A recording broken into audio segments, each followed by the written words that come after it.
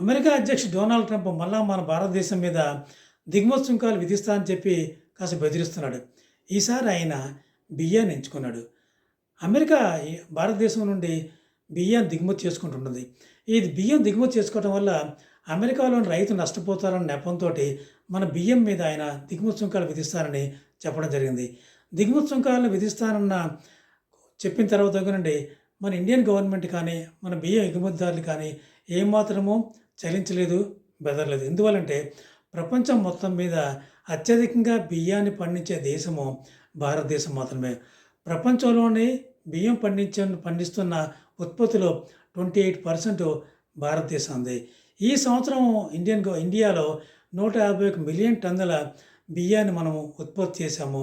అందులో మనము సొంతంగా వినియోగించుకొని కొంత ఆహార భద్రత పరంగా నిల్వ చేసుకొని మిగిలిన బియ్యాన్ని 23.5 మిలియన్ టన్నుల బియ్యాన్ని 172 కంట్రీస్కి మనం ఎగుమతి చేస్తున్నాము.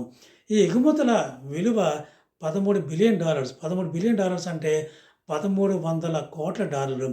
అమెరికా దిగుమతి చేసుకున్న బియ్యం యొక్క విలువ $33 కోట్ల మాత్రమే. అంటే 3% ఆఫ్ ది టోటల్ ఎక్స్పోర్ట్స్, మనం చేసిన ఎక్స్పోర్ట్స్లో అమెరికా దిగుమతి చేసుకున్నది 3% మాత్రమే.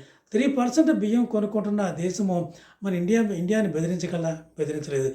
ఈ బియ్యం మీద ఆయన దిగుమతి సుంకాలు విధిస్తే నష్టపోయేది అమెరికాలోని వినియోగదారుడే.